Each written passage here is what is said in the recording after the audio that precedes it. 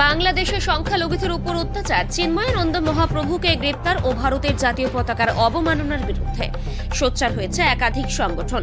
গোটা রাজ্যে শুরু হয়েছে একের পর এক বাংলাদেশি বিরোধী প্রতিবাদ।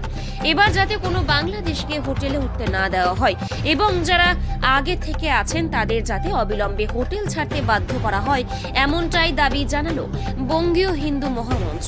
এর আগে অবশ্য মালদার হোটেল ব্যবসায়ীরা বাংলাদেশি পর্যটকদের হোটেলে উঠতে নিষেধাজ্ঞা জারি করেছে।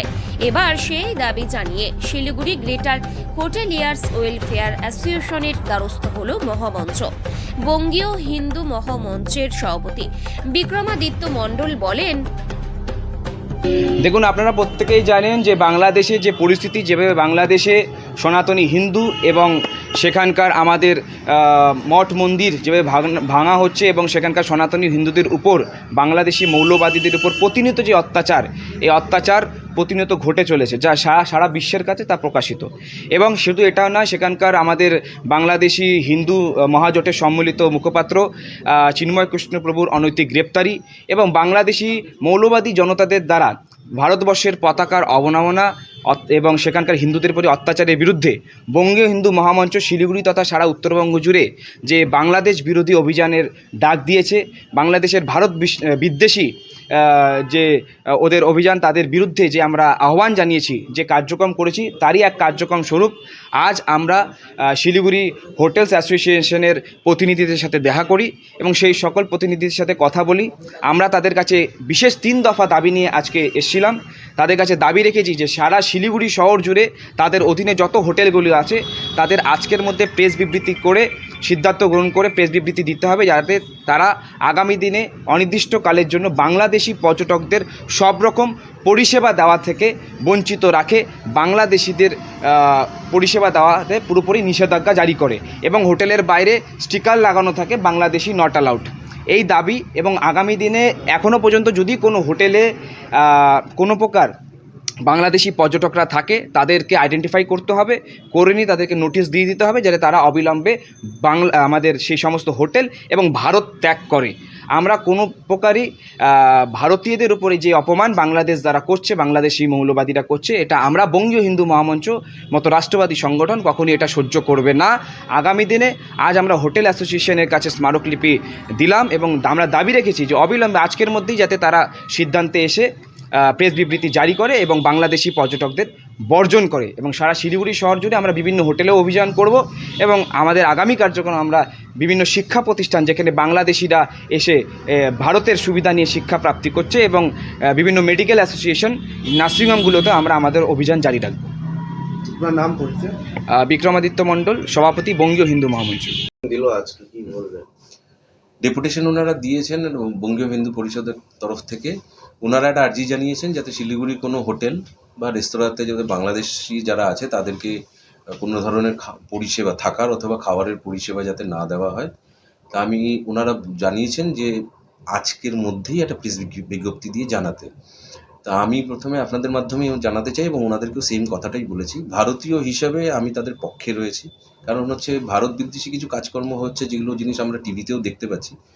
কিন্তু যেহেতু আমি তার সঙ্গে সঙ্গে আমি একজন নিজে ব্যবসায়িক এবং ব্যবসা বলতে গেলে দেশের ঊর্ধ্বে না, কিন্তু তার সঙ্গে আমি একটা সংগঠন চালাই। তো সেখানে সমস্ত জাতি, ধর্ম, বর্ণ লোক দিয়ে আমাদের এই সংগঠনটা আছে। তো সেটা আমার একার পক্ষে এই ডিসিশনটা ইমিডিয়েটলি নেওয়া সম্ভব হবে না।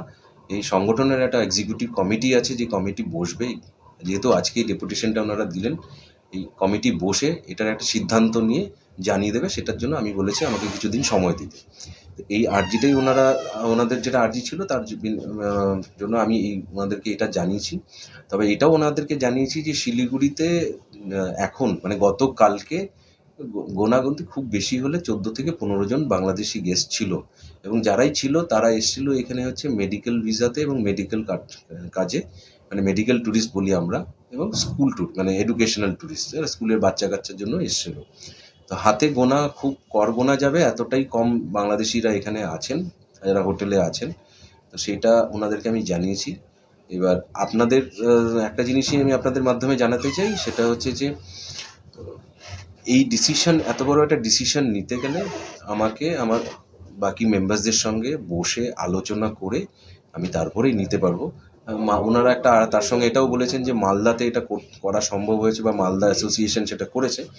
তা আমি ওনাদেরকে জানালাম যে মালদা অ্যাসোসিয়েশন সেটা করেছে বিকজ হচ্ছে মালদা শহরের একটা অনুপ্রবেশকারীদের একটা বড় হাব, বিকজ মালদা 500 কিলোমিটার 50 না 60 কিলোমিটারের উপরে মালদা জেলাতে ওরা শেয়ার করে হচ্ছে বর্ডার, যেই জায়গাটা ওপেন রয়েছে, তারের ঘেরা দেওয়া নেই।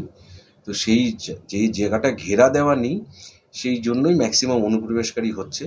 তো সেই জন্যই আমি মালদা অ্যাসোসিয়েশনের সঙ্গে কথা বলেছিলাম। তো মালদা অ্যাসোসিয়েশন আমাকে জানালো যে আমরা শহরটা অবভিয়াসলি ইন্ডিয়ান সেন্টিমেন্ট তো রয়েছে, কিন্তু শহরটাকে বাঁচাতে যদি কোনো রকম ইনসিডেন্ট শহরে হয়ে যায় তাহলে হয়তো আমাদের পরিবারেরই কেউ আহত হতে পারে বা বাজে কিছু হতে পারে।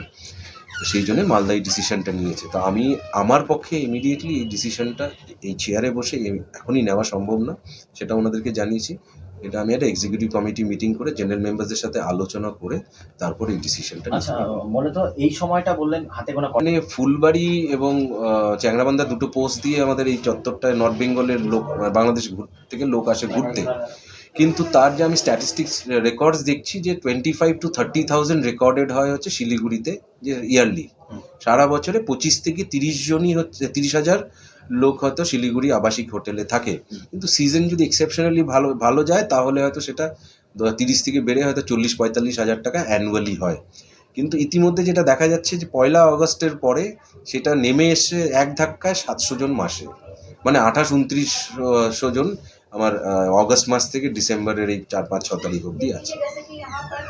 আপনার নাম পরিচয়? উজ্জ্বল ঘোষ, যুগ্ম সম্পাদক, গ্রেটার শিলিগুড়ি হোটেলের ওয়েলফেয়ার।